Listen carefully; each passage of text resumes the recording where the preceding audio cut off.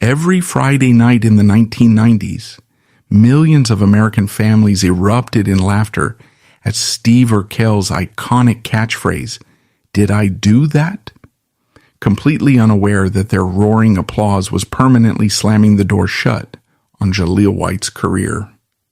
In 1999, the actor stunned the media when he coldly stated, "If you ever see me play that character again, just put me out of my misery."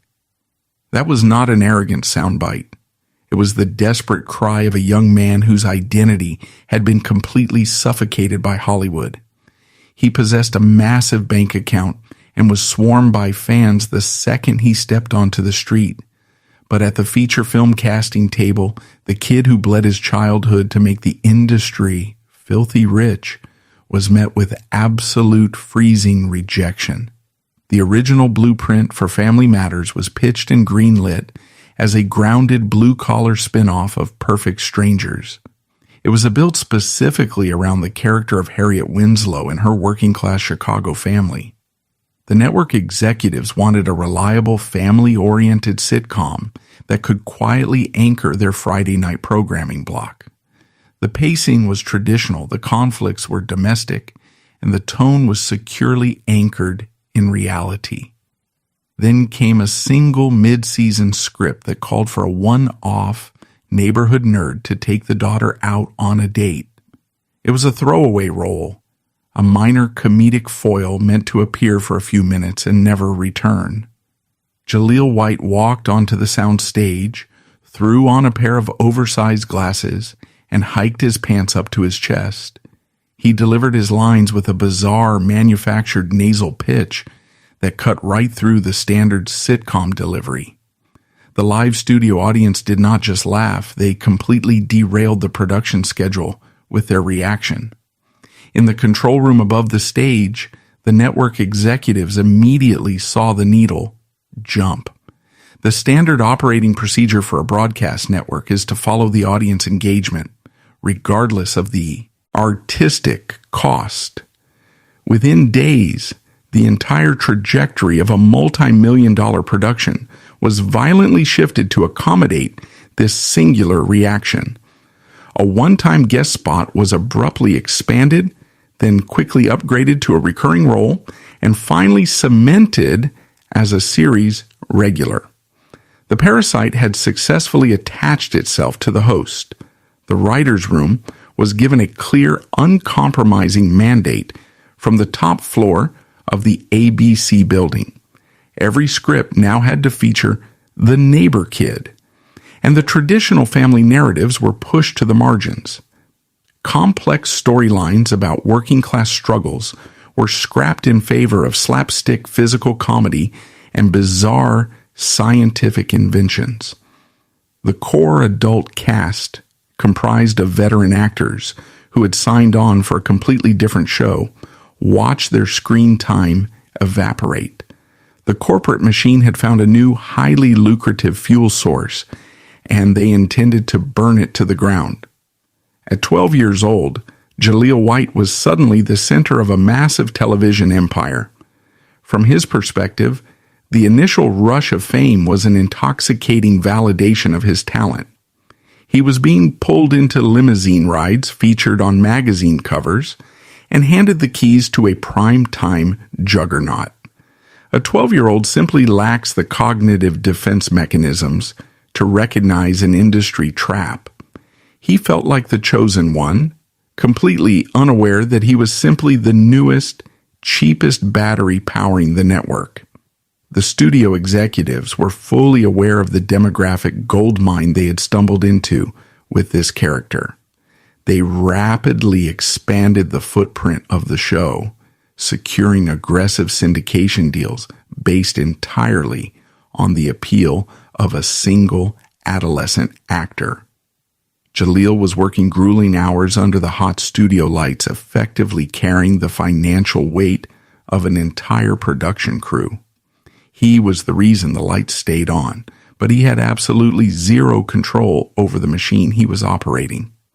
The industry was extracting maximum value from a minor, wrapped up in the illusion of a golden opportunity.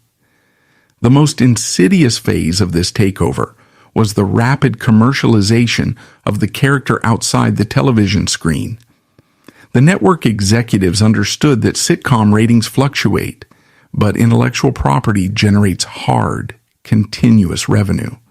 They began licensing the character's likeness to major manufacturing corporations, stripping the image entirely away from the human being playing him.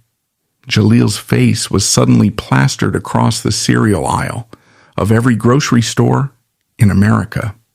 He was no longer just an actor hitting his marks on stage 33.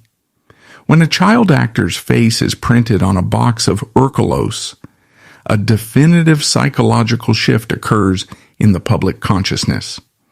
Buyers were not purchasing a product endorsed by Jaleel White.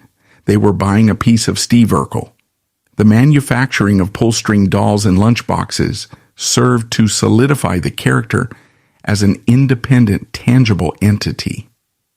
The 12-year-old boy inside the costume was being systematically erased by the very merchandise bearing his physical likeness.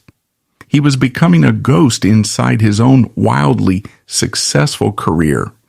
The television industry operates by isolating its most valuable assets and ensuring they remain frozen in their most profitable state.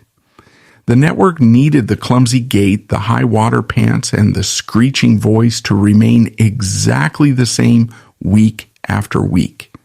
They were not interested in allowing a young man to naturally mature, develop new skills, or change his physical appearance. The character was an immovable corporate cornerstone, and the actor was expected to mold his developing body to fit it. Jaleel's actual identity was rapidly becoming a secondary, highly inconvenient factor. This dynamic created an incredibly dangerous psychological environment for an adolescent entering his formative years. Everywhere he went, the public demanded the catchphrases, the voice and the persona they saw on their Friday night screen. He was robbed of the ability to simply exist in public as a regular teenager. The industry had essentially sold his adolescence to the highest bidder, trading his normal human development for syndication dollars. The sheer scale of the fame ensured that there was nowhere he could go to escape the shadow of his own creation. Yet, the true brutal twist of Jaleel White's early career is the hidden reality of his own mindset during this initial takeover. The retrospective narrative often paints child stars as reluctant victims dragged onto the stage by greedy handlers or ambitious parents. But the cold fact is that during those first few seasons, Jaleel absolutely loved playing Steve Urkel. He bought into the illusion of Hollywood permanence, believing this massive exposure was the ultimate launchpad for a legendary acting career. He put the suspenders on willingly, thinking he had cracked the code to the entire industry. That early enthusiasm is exactly what makes his eventual downfall so profoundly devastating. He did not fight the network when they expanded his role. He worked harder to give them exactly what they wanted.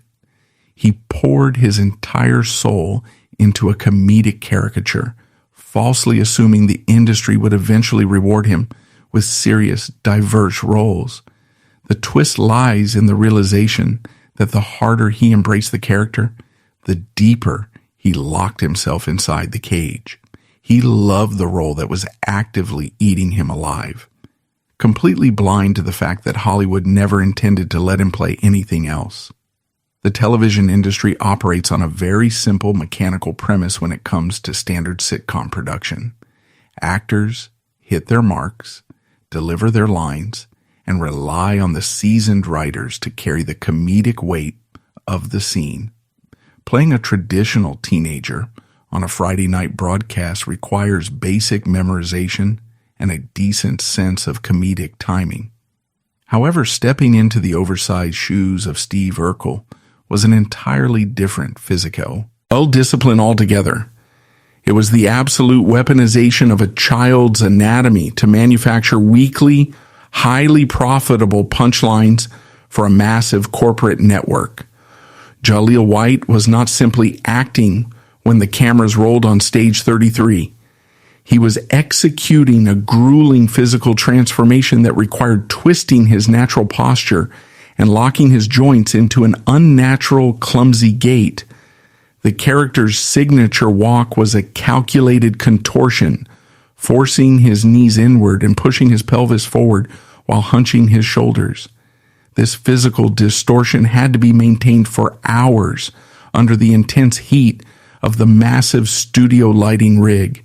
He was essentially a human contortionist, masking his extreme physical exertion behind a goofy, plastered-on smile. The most defining trait of the character, and ultimately the most damaging, was the unmistakable voice. Jaleel had originally pitched his voice up into a screeching nasal register as a one-time gag for his initial guest appearance.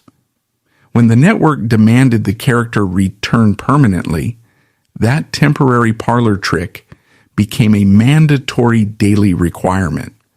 He had to force air through a restricted throat, tightening his vocal cords to achieve that piercing, cartoonish frequency.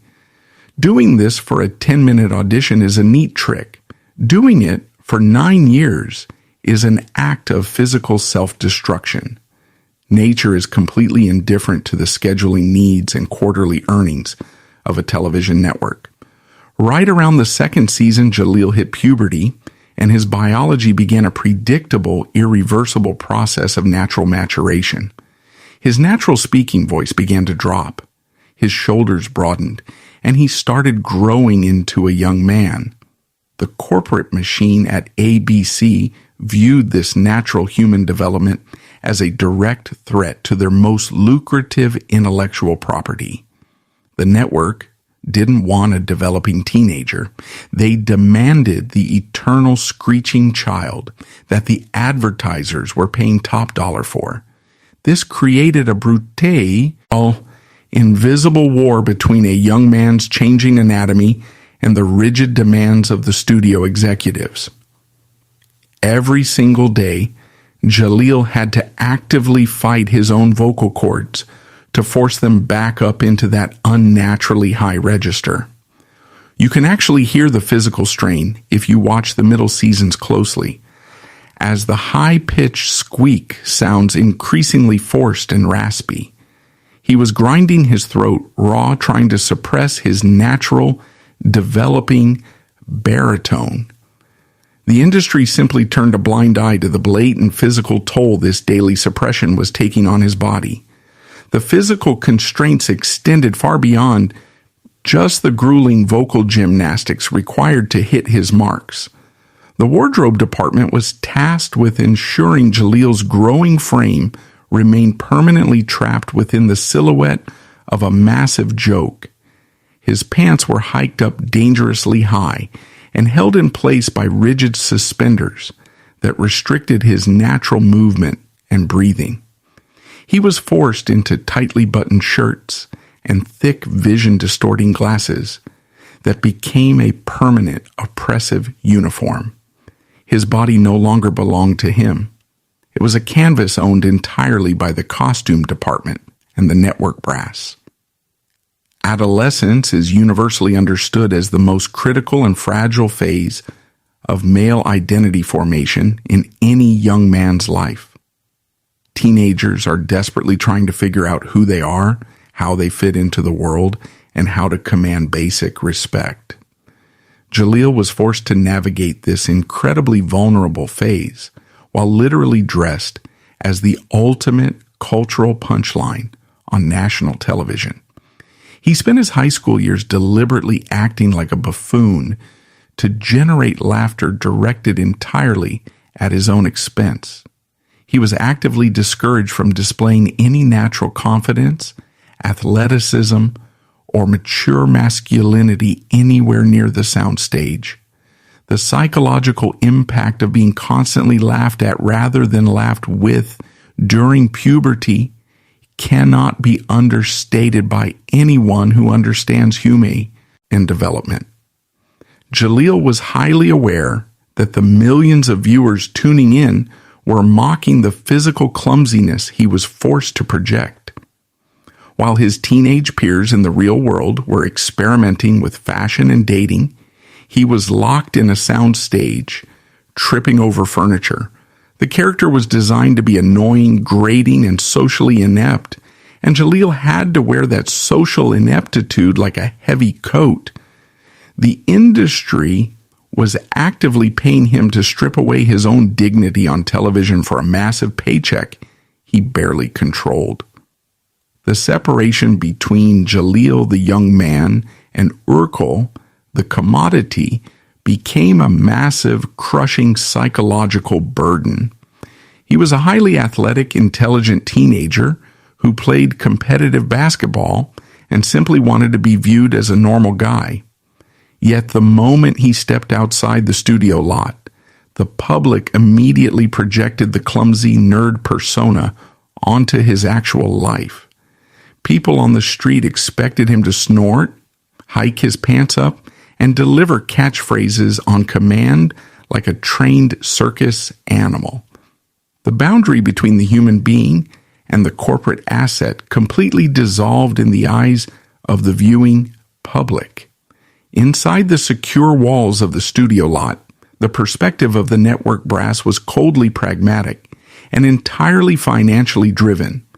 They viewed the cast not as vulnerable people, but as high-yield cogs in a well-oiled financial machine designed to dominate Friday nights. When a machine part starts making a strange noise like a teenager's voice cracking, you do not shut down the highly profitable factory. You force the part to keep running until the season wraps, completely regardless of the long-term wear and tear. Jaleel was their golden goose, and they were perfectly willing to let him damage his throat as long as the ratings held steady. There is a distinct difference between the protection offered to adult actors and the rampant exploitation of child stars in Hollywood. Adult leads have powerful representation,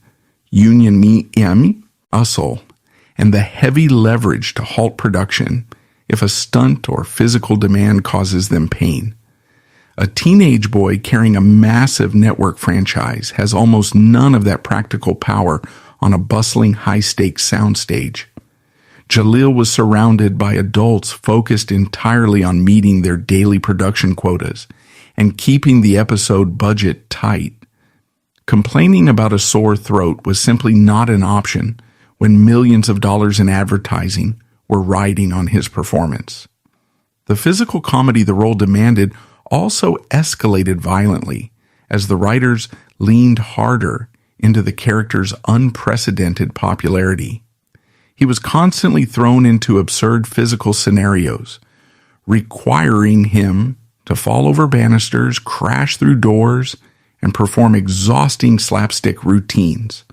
Because he was young and agile, the producers relied on him to execute these dangerous gags without the extensive stunt double support provided to veterans.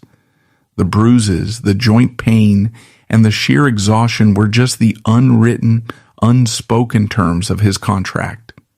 The studio was extracting maximum physical labor from a minor, cleanly packaging it as light-hearted family entertainment, decades after the cameras finally stopped rolling.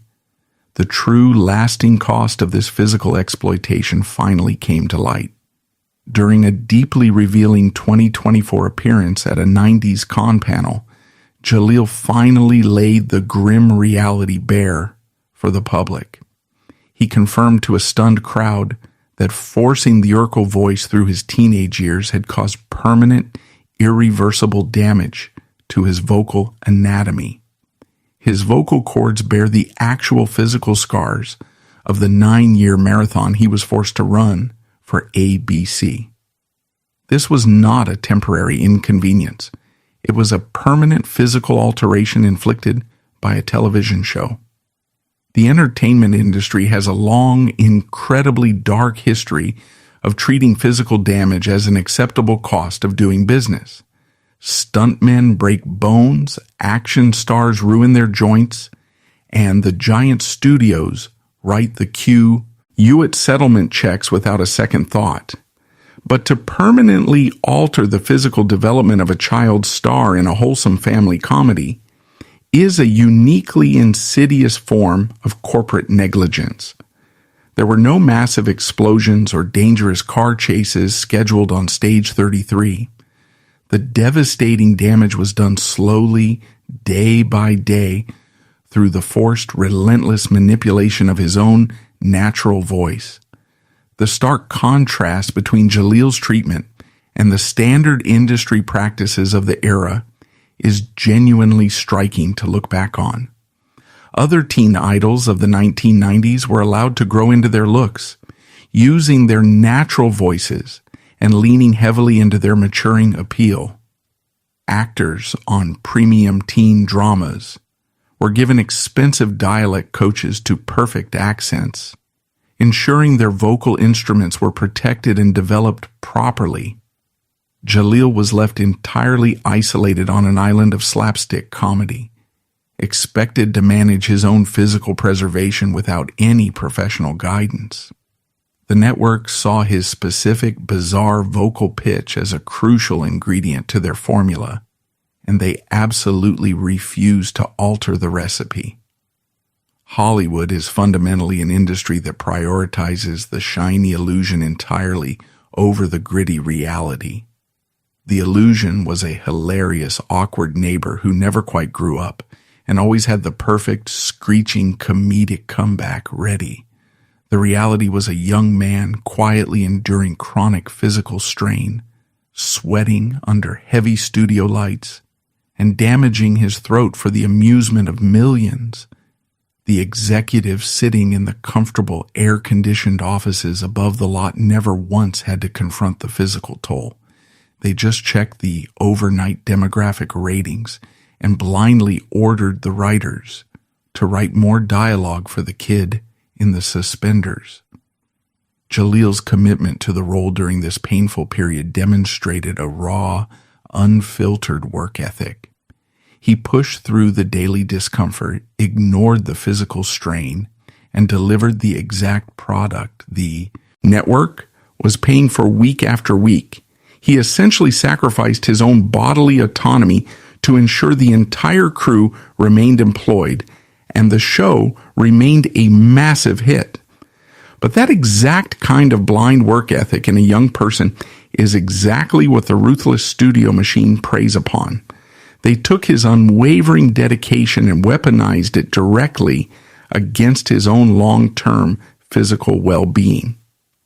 Modern animation studios mandate strict time limits in the recording booth specifically to prevent exactly this kind of permanent vocal scarring. Professional voice actors are surrounded by hot tea humidifiers and strict union representatives aggressively monitoring their vocal fatigue. Jaleel was a live-action actor doing intense, continuous character voice work on a bustling, dusty soundstage with zero specialized support. He was flying entirely blind, tearing his throat apart while the director simply leaned into the microphone and asked for more energy. The heavy physical demands of the role eventually created an inescapable, punishing feedback loop for the teenage actor. As the voice caused more strain, he had to exert more physical energy just to hit the pitch, which in turn exhausted his body further. The legendary character that had made him rich and famous was now acting as a literal, heavy physical burden he had to carry. He could not complain without risking the intense wrath of the executives who viewed him as incredibly lucky to even have the job. He was trapped deep inside a golden cage, and the heavy bars were made of his own damaged vocal cords. This brutal physical reality completely shatters the nostalgic, cozy memory of Friday night family television for an entire generation. The wholesome entertainment that defined millions of American childhoods was built squarely on the silent physical suffering of a teenage boy. We laughed at the trademark squeak in his voice, completely ignorant of the fact that we were listening to a young man damaging his throat in real time. The television industry successfully masked a deeply exploitative work environment behind a catchy theme song and colorful, brightly lit sets. The audience got their weekly laughs, the network got their billions, and Jaleel got a lifetime of vocal scarring. The permanent damage Jaleel suffered was not the result of an arrogant actor recklessly pushing his own boundaries. It was a direct consequence of a multi-billion-dollar corporation flatly refusing to implement basic safety measures. This physical toll was entirely preventable. A mere fraction of the money generated by the Urkel merchandise alone could have paid for the absolute best vocal specialists in the country. Instead, while adult actors were constantly coddled with expensive on-set experts, a pubescent boy was left to grind his vocal cords into permanent ruin completely alone. The lasting injury was simply deemed the acceptable cost of a punchline. Stage 33 at Warner Brothers Studios was not a playground. It was a highly competitive, rigidly structured union workplace. When the production of Family Matters began, the call sheet was anchored by seasoned television veterans like Reginald VelJohnson and Joe Marie Payton. These were classically trained, experienced actors who had signed contracts to lead a grounded, blue-collar comedy about a Chicago police officer's family. They had earned their top billing through decades of grinding in the entertainment industry. They expected the respect, the screen time, and the long-term financial rewards that came with headlining a Friday night network broadcast. The introduction of Steve Urkel completely shattered that established hierarchy overnight and turned the soundstage into a battleground. When the network executives realized the audience was solely tuning in for the neighbor kid, the writers fundamentally restructured the entire series. The veteran actors suddenly found themselves relegated to playing background reaction shots while a 12-year-old delivery the punchlines. In Hollywood, screen time directly translates to leverage, contract renegotiations, and long-term residual value. The established adults were watching their hard-earned career stability get hijacked by a child in oversized glasses. This sudden shift birthed a brutal behind-the-scenes reality that industry insiders coldly referred to as the Urkel tax. Every single page of dialogue handed to Jaleel White was a page ripped directly out of the hands of the original cast. In the television business, losing your A-block scenes means you lose your bargaining power with the massive studio executives. The adults were essentially paying a heavy professional tax just to keep the show safely on the air. They fiercely resented the character for stealing the spotlight, and that resentment bled directly onto the actor playing him. Jaleel White walked onto the soundstage every morning facing a chillingly hostile work environment. He was not greeted as a savior who was keeping a massive crew employed. He was viewed as a frustrating, unavoidable nuisance. He was a middle schooler carrying the immense weight of a network franchise, yet he was completely isolated from his own castmates. The traditional camaraderie that usually glues a long-running sitcom cast together simply did not exist for him. He was performing for an audience of millions while surrounded by coworkers who actively wished he had never been cast. The tension reached a boiling point during the table reads when the writers began introducing multiple Urkel spin-off characters. When Jaleel was tasked with playing Steve's female cousin, Myrtle Urkel, the seasoned actors felt profoundly humiliated. They were proud, dramatic professionals, forced to perform opposite a teenager in drag delivering a high-pitched southern drawl. The absurdity of the scripts felt like a direct insult to their theatrical training and their original vision for the series. The show they had signed up for was entirely dead, replaced by a lucrative circus they actively despised. The sheer psychological isolation Jaleel endured is difficult to quantify for anyone outside the studio system. He was trapped in a bizarre paradox where the entire world loved him, but his immediate workplace rejected him daily. He had to stand inches away from adult actors, looking up at them as parental figures on camera, while knowing they resented him when the director yelled "cut." That type of constant daily cognitive dissonance forces a child to build massive emotional walls just to survive the workday. The sound stage became a hostile territory he had to navigate without a map for 9 grueling years. There were no human resources departments or on-set mental health advocates policing sitcom sets in the early 1990s. The mandatory studio teachers were there strictly to ensure the minor met his required educational hours, not to intervene in complex cast disputes. Jaleel was completely unprotected against the subtle, everyday professional slights dished out by frustrated adults. He absorbed the eye rolls, the clipped responses, and the heavy sighs during rehearsals without saying a single word.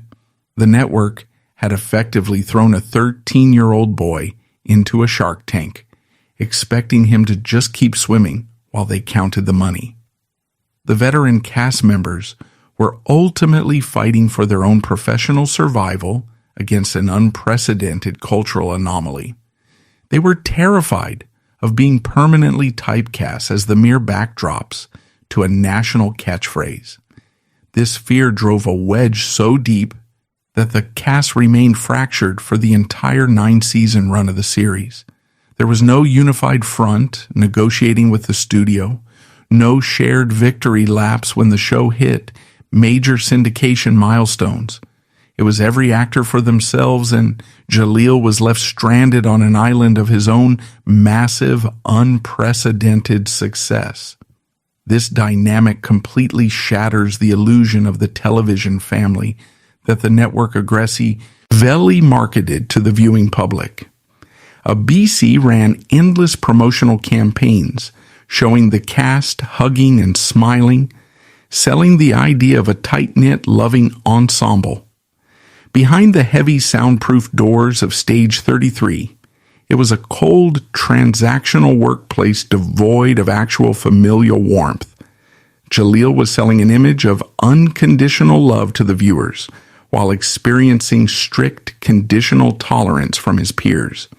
The industry profited immensely off the lie, leaving the young actor entirely alone to manage the bleak reality.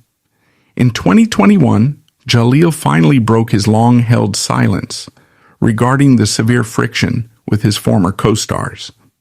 During a brutally honest retrospective interview, he confirmed the rumors that he was not welcomed by the adult cast. He explicitly detailed how the older actors felt their show was hijacked, leaving him to bear the brunt of their professional frustration. Speaking as a man in his 40s, he stripped away the PR-friendly nostalgia and laid the raw facts directly on the table. The wholesome Winslow family was a masterclass in acting because the real environment was defined by cold ambition and wounded egos. The most damaging aspect of this workplace toxicity was how it shaped Jaleel's fundamental understanding of the entertainment industry. When your first major experience in Hollywood teaches you that your success actively harms the people around you, it breeds deep mistrust. He learned incredibly early that the industry is a zero-sum game where one person's triumph is another's devastating loss. This wasn't a collaborative artistic endeavor. It was a daily battle for relevance heavily disguised as a family comedy. That early realization permanently hardened his view of the studio system and the people who operate it. The situation escalated publicly when Jo Marie Payton, the original matriarch of the series, visibly began to check out of the production. She had pushed for the show's creation and ultimately left the series halfway through its final season, openly frustrated with the creative direction. Her departure was a massive public red flag, signaling just how fractured the working environment had truly become. The network replaced her with another actress in a matter of days, proving exactly how disposable the human element was to the machine. Jaleel watched a founding cast member walk away, cementing the grim reality of his isolating power on the set. The corporate machine's total disregard for the cast's internal bleeding highlights the ruthless nature of syndication economics. A television show that crosses the 100-episode mark guarantees hundreds of millions in rerun revenue for the studio executives. The network brass was steering a massive cargo ship loaded with cash, and they did not care if the crew was mutinying below deck. They simply locked the young captain to the wheel and told him to ignore the screaming from the lower levels. The financial stakes were simply too high to allow human emotions to derail the strict production schedule. Time eventually softens old wounds. In the decades following the show's cancellation, several veteran actors went on the public record to clear the air, sitting in comfortable talk show chairs claiming they finally understood the massive pressure Jaleel operated under. However, these apologies only arrived when the cameras were off and the actor was a fully grown man. That realization cost them absolutely nothing to admit in retrospect. When Jaleel was actually a 12-year-old boy sitting alone at the craft services table desperately needing a mentor, not a single adult stood up to protect him. The industry's empathy only materialized long after the damage was permanently done, proving that understanding always arrives too late to save the child. By the time a network television program hits its 5th season, the creative well is usually bone dry. The studio relies purely on sheer momentum to keep the syndicate checks clearing and the advertisers completely satisfied. Family Matters had milked the suspenders, the broken furniture, and the clumsy catchphrases for half a decade, generating astronomical profits for the executives. But behind the heavy cameras, Jaleel White was rapidly approaching a terrifying professional cliff. He was a young adult staring down the barrel of a lifetime defined by a single, heavily mocked caricature. He knew that if he did not aggressively alter his public trajectory, the industry would never let him play anything else. Hollywood operates on a very strict, unforgiving filing system when evaluating talent.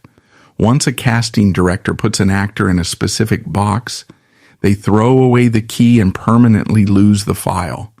Jaleel desperately needed to prove to the decision makers that he was a versatile actor capable of carrying a traditional leading role.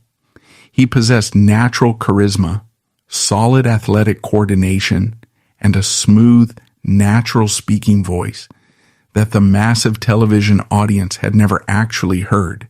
He needed a vehicle to broadcast these traits to the industry gatekeepers who held the absolute power over his future. The only vehicle he had access to was the exact same sitcom that was actively trapping him.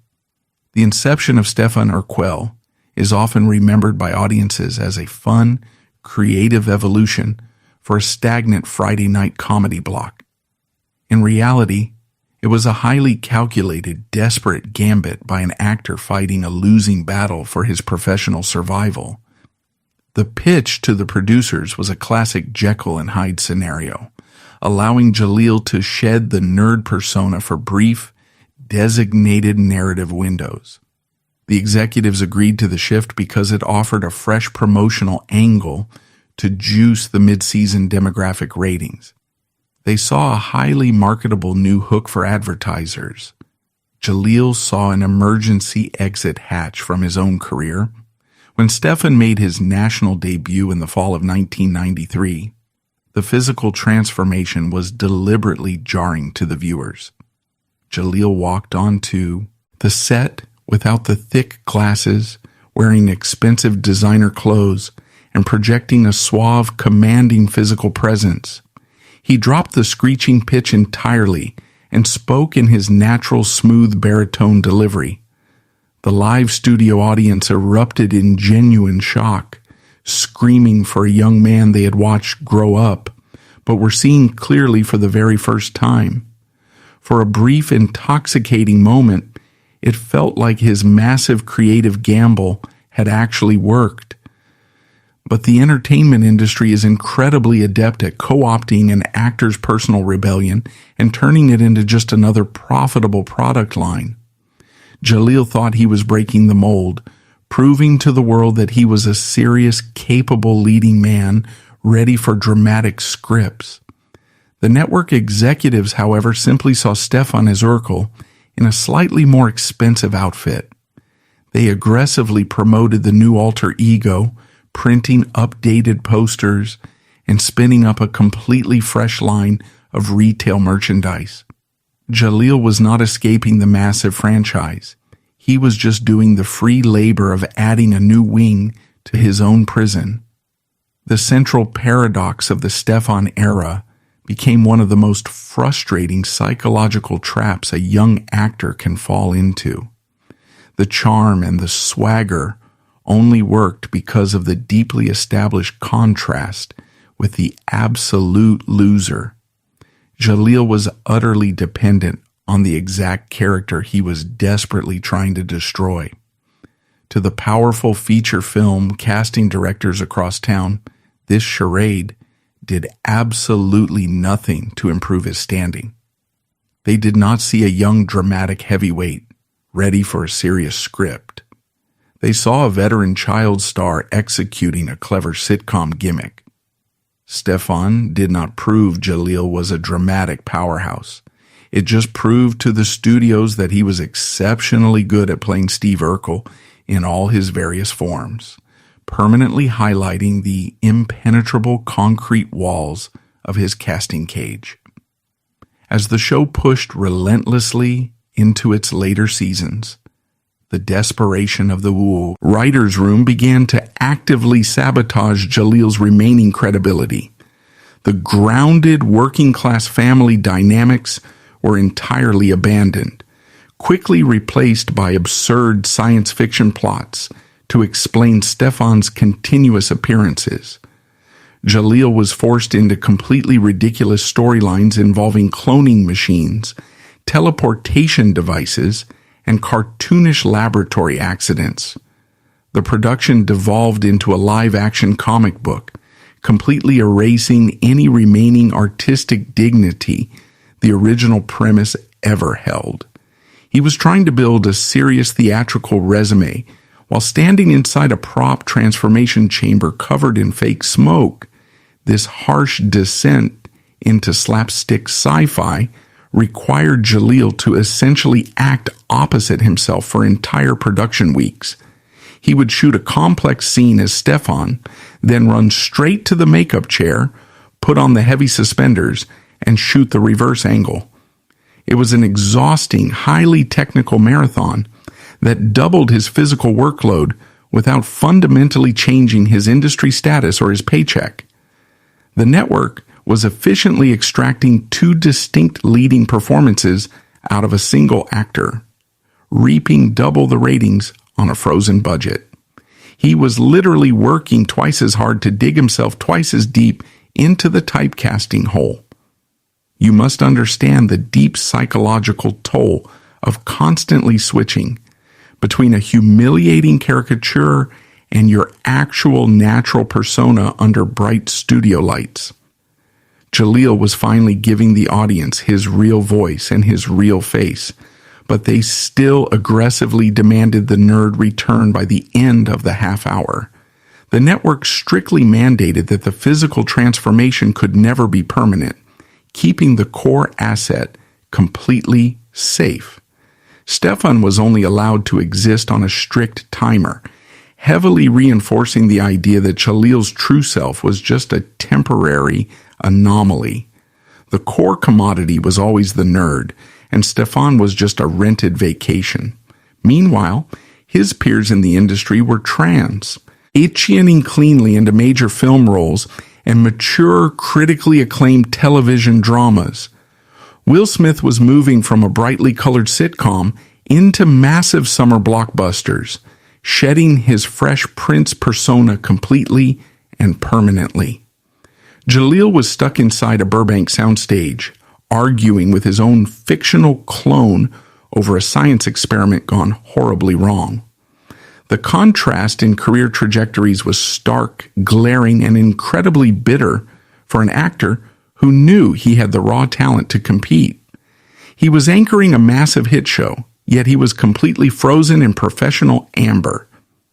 By the final seasons, the network demanded the show split the two characters permanently, utilizing a ridiculous cloning storyline to have them coexist. Jaleel was now literally carrying the entire broadcast as two separate leads, fighting a bizarre war against his own face for screen time. It was a chaotic, physically exhausting end to a series that had long since lost its grip on reality and narrative logic. The audience slowly began to tune out, entirely tired of the cheap gimmicks and the repetitive character beats. The network, sensing the sharp decline, squeezed every last drop of labor out of their star before the inevitable cancellation. The creation of the alter ego is highly romanticized in modern retrospectives as a brilliant creative pivot that saved the show's later years. Internet fans point to the character as definitive proof of Jaleel's undeniable versatility and his deep range as a performer. But looking closely at the actual mechanics of the production reveals a much darker, strictly utilitarian reality operating behind the scenes. The alter ego was a corporate stopgap measure deployed to keep a highly frustrated actor from abandoning a sinking ship. It was never meant to launch his future career. It was designed strictly to secure the network's present revenue stream.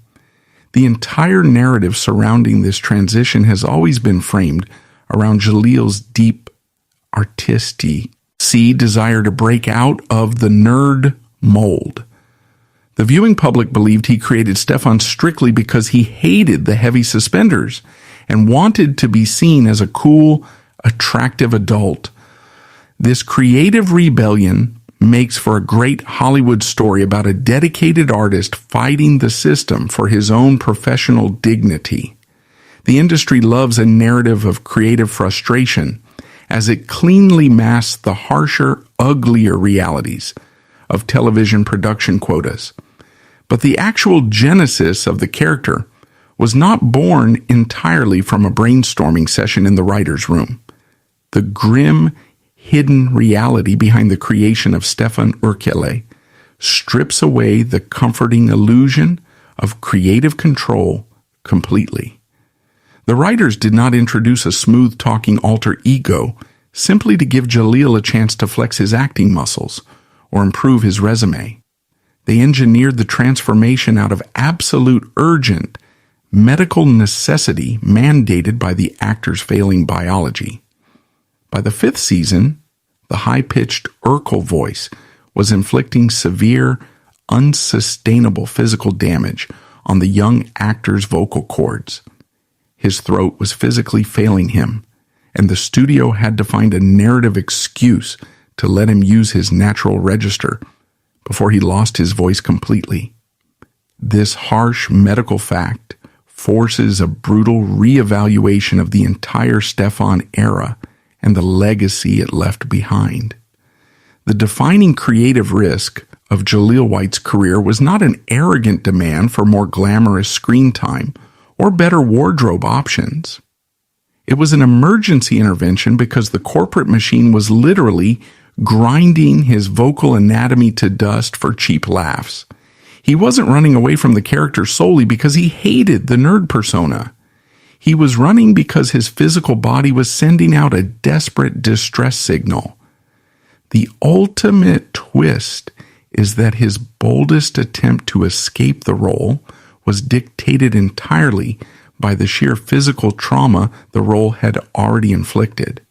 The final clapperboard snapped shut on stage 33 in the spring of 1998, abruptly terminating a 9-year corporate marathon.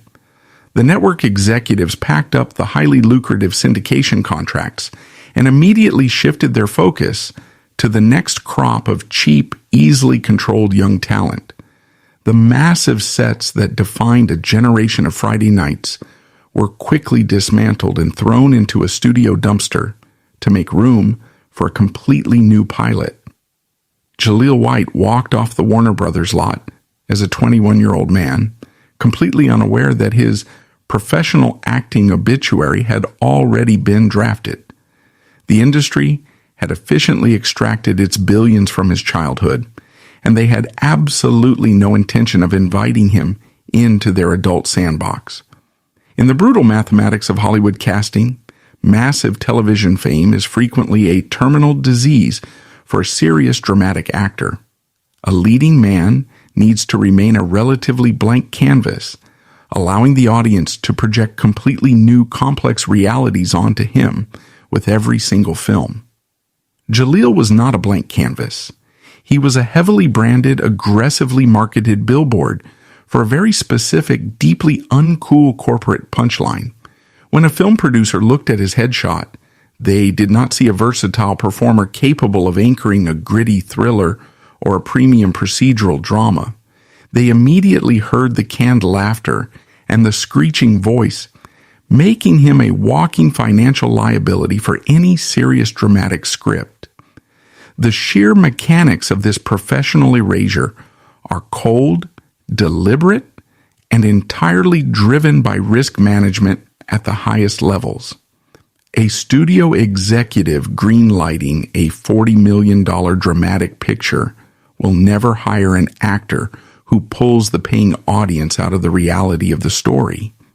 If Jaleel walked onto the screen holding a badge in a serious police procedural, the theater audience would instinctively wait for him to trip over a desk.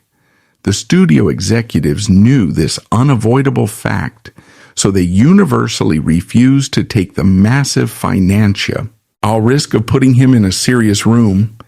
His unprecedented success as a teenager became an impenetrable concrete ceiling that his adult career could never break through. Jaleel was struck with the absolute worst curse an actor can contract in Los Angeles, being entirely familiar but completely invisible to the people who write the checks. He sat in a quiet, massive house with the bank account of a television star, possessing the actual industry momentum of a background extra. If he walked into a restaurant, every patron instantly expected him to perform the nerd routine, yet casting directors acted as if he simply did not exist. He had spent 9 grueling years mastering precise comedic timing under immense pressure, but the gatekeepers had permanently locked the studio doors. The network had used him up, squeezed out every drop of value, and simply discarded the empty rind on the side of the road. The late 90s and early 2000s ushered in a massive shift in television programming, leaning heavily into edgy, serialized dramas and gritty crime shows. The wholesome sitcom boom was ending rapidly, replaced by complex narratives that demanded raw, grounded performances from their leading men. This was the exact environment Jaleel desperately wanted to participate in, hoping to showcase the deep dramatic chops he had honed in private acting classes. But the casting directors for these new premium shows viewed him exclusively as a radioactive relic of a bygone, incredibly cheesy era. He was permanently tethered to the bright neon colors and slapstick routines of a decade the industry was aggressively trying to forget. This relentless rejection generated a deep, completely understandable reservoir of bitterness within the young actor trying to find his footing. He had sacrificed his normal adolescence, permanently damaged his vocal cords, and surrendered his public dignity to build a massive empire for a broadcast corporation. In return, that same corporation F actively blacklisted him from doing the one thing he actually loved doing for a living. He was paying the ultimate unforgiving penalty for being entirely too competent at his job during his most vulnerable formative years. Hollywood essentially punished his sheer work ethic with complete, total professional exile from the live-action landscape. Unfortunately, the industry gatekeepers do not care about an actor's personal boundaries or aggressive public declarations of artistic independence. Burning the bridge simply confirmed to the powerful executives that Jaleel was highly damaged goods, deeply unhappy and entirely unmarketable outside his established box. Instead of seeing a passionate actor fighting for his professional dignity, they saw a massive PR liability who was openly resenting his own core demographic. The phone calls, which were already dangerously scarce, stopped entirely, initiating a long, quiet decade of absolute professional stagnation. He was officially banished to the absolute outer edges of the entertainment ecosystem, completely cut off from the main feed. The subsequent 15 years became an endless, grinding loop of forced nostalgia tours and desperately pitched pilot scripts that never made it to production. Every time his agent managed to secure a minor guest spot on a basic procedural, the directors inevitably asked for a subtle nod to the nerd persona. They wanted the trademark snort, or a variation of the old catchphrase, secretly woven into the dialogue to pop the viewing audience at home. Even when he successfully booked minor work, the ghost of the sitcom was standing right beside him in the frame, completely unavoidable. He could never just be a regular guy on screen. He was always heavily highlighted as the guy who used to play the nerd. To survive this barren professional wasteland, Jaleel strategically pivoted into the highly anonymous world of voiceover acting. In the recording booth, his physical appearance was completely irrelevant, allowing his actual talent to carry the full weight of the performance. However, this forced pivot into total anonymity was a stark reality for an actor who once commanded 40 million live viewers on a Friday night. He was forced to completely hide his face just to secure steady employment because his identity was deemed far too distracting for mainstream live-action audiences. It is a terrifying indicator of broadcast television's sheer power. It can make you the most recognizable person on earth and simultaneously render you unemployable. The sheer staggering duration of this exile is what makes Jaleel's story uniquely punishing in the vast landscape of former child television stars. Many actors experience a brief quiet lull after a massive hit, eventually reinventing themselves in their 30s with a gritty independent film or a premium series. Jaleel waited a full decade and a half for that exact opportunity to arrive, but the industry vehemently refused to grant him professional parole. The cultural footprint of his specific character was simply too massive, too deeply ingrained in the global consciousness to ever be successfully written over. He was serving an indefinite life sentence strictly inside the prison of 1990s nostalgia. As the years dragged on, the public's relationship with the character morphed into an internet-driven phenomenon of viral memes and ironic tribute videos. A new generation of viewers who had never actually seen the original broadcasts began consuming the character entirely through out-of-context 5-second video clips. The nerd became a permanent cultural shorthand, completely detached from the actual human being who had sacrificed his voice and his youth to create it. Jaleel watched his own face become a permanent viral joke, shared millions of times by people who had absolutely no idea he was desperate for a real role. The character had achieved total digital immortality, while the actor's live-action car ear remained completely on life support.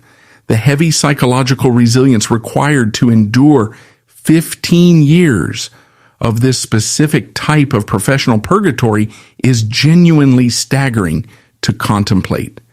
He had to wake up every single day, look in the mirror, and know that the massive industry he loved considered his absolute best work entirely behind him. He had to politely nod and smile when strangers on the street aggressively yelled the catchphrase at him, masking his deep frustration with heavily practiced grace. The corporate machine demanded he remain forever grateful for the heavy gold chains they had permanently welded to his ankles. He was a wealthy man, but he was completely bankrupt of the one currency that actually matters in Hollywood: fundamental artistic respect. The darkest element of this incredibly long exile is the grim realization that the industry never actually learns from these specific, highly visible tragedies. The network executives who typecast him ignored his physical well-being and ruined his dramatic prospects, never faced a single professional consequence for their absolute negligence. They took their massive bonuses from the syndication deals, moved to different studio lots, and continued creating new child stars to feed straight into the grinder. Jaleel was left completely alone to manage the heavy psychological baggage, entirely isolated from the corporate entities that profited the most from his existence. The corporate house always wins, and the young talent always pays the long-term tab. This long, quiet era of professional exile ultimately leads us directly back to the infamous quote that defined his public bitterness for over a decade. The statement about ending his misery if he ever played the role again was etched deeply into stone by the entertainment press in 1999. The industry aggressively used that exact quote as the ultimate foolproof justification to keep him entirely locked out of their casting rooms for 50 solid years. They cleanly labeled him a bitter, ungrateful liability who simply could not play the Hollywood game and moved on to the next trend. But the truth of human emotion is never as simple or as static as a single quote printed in a magazine. The final brutal twist of Jaleel White's long exile directly reveals the unforgiving, strictly static nature of the Hollywood typecasting machine. The quote from 1999 defined his public resentment perfectly at the time, but by 2011, Jaleel openly admitted his words were born purely from temporary, severe exhaustion. He clarified to the press that he had deeply healed, that he genuinely loved the character, and was extremely proud of the joy he brought to millions. The actor's personal feelings evolved, matured, and eventually made complete peace with his own massive, undeniable legacy. The casting directors, however, never once updated their files, proving that while an actor can eventually forgive the role, the industry machine will absolutely never forgive the typecast. Hollywood enforces a very strict, unspoken gag order on its former child stars once their initial utility runs out. The corporate machine expects you to take your syndication residuals, buy a quiet house in the hills, and fade gracefully into absolute obscurity. If you dare to complain about the toxic working conditions or the heavy physical toll, the industry public relations apparatus will immediately crush you. They will rapidly brand you as a bitter, ungrateful liability who is actively biting the massive hand that fed you millions of dollars. Jaleel White understood this rigged game perfectly, which is precisely why he maintained a calculated, highly protective silence for over 2 decades. The cultural landscape had to completely fracture and rebuild itself before the public was ready to hear the actual truth about 1990s television.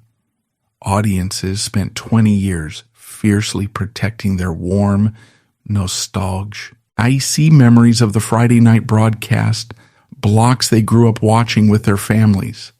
Breaking that comfortable illusion in the early 2000s would have been an absolute career ender for an actor already struggling to find basic on-camera work. Jaleel had to wait for a generational shift, a time when the entertainment industry's pristine, family-friendly facade finally began to crack under intense public scrutiny. Only then could a former child star step forward and speak honestly without being entirely blacklisted by the mainstream entertainment media. That crucial turning point finally arrived in the early 2020s when Jaleel slowly began testing the waters with raw, unfiltered, retrospective interviews. He actively stopped giving the heavily rehearsed, PR-friendly sound bites that the network handlers had aggressively drilled into his head since he was 12 years old. Instead, he sat down for long-form discussions and began dropping stark, undeniable facts about the absolute isolation he experienced on stage 33. He carefully dismantled the powerful myth of the loving television family, confirming the cold professional hostility that defined his daily working environment. It was the very first time the public heard the authentic, unvarnished voice of the man who had actually carried the entire massive franchise. The initial public reaction to these truth drops was a mix of genuine shock and a belated, highly sobering realization of the industry's inherent cruelty. Viewers finally understood that their favorite childhood comedy was built firmly on the back of an isolated teenager absorbing intense workplace resentment from adults. This positive reception proved to Jaleel that the world was finally capable of separating the iconic fictional character from his actual lived reality. He realized that the heavy corporate mandate of silence had officially expired, and he finally had the necessary leverage to reclaim his own history. The studio executives no longer controlled his narrative. The microphone was finally sitting entirely in his own hands. Within the dense pages of his 2024 memoir, Growing Up Urkel, Jaleel systematically bypassed the entire corporate television apparatus. He put the permanent physical damage inflicted upon his vocal cords directly onto the public record, explicitly detailing the severe lack of on-set medical support. By putting these realities in ink, he transformed backstage rumors into historical fact, holding the 1990s studio system entirely accountable. He survived the Hollywood meat grinder, establishing a lucrative voiceover career and independent business ventures. His true legacy is one of sheer endurance. He won the ultimate battle against the studio system simply by surviving it with his sanity intact. Yet the modern digital landscape operates on its own unforgiving rules. While Jaleel was doing the hard work of reclaiming his narrative, algorithms were quietly building a massive, uncontrollable resurrection machine. 5-second video clips of his slapstick routines now flood platforms like TikTok, stripping the character of its narrative context and repackaging it for a brand new generation. The definitive winner is the ruthless sitcom machine that successfully manufactured a product so durable it outlasted the network's original broadcast run entirely. The public was offered the complex, damaged truth of Jaleel White, but they decisively chose the high-pitched illusion instead. It leaves us with one cold, undeniable question. When a television character becomes this massive, does it ever truly let the actor go?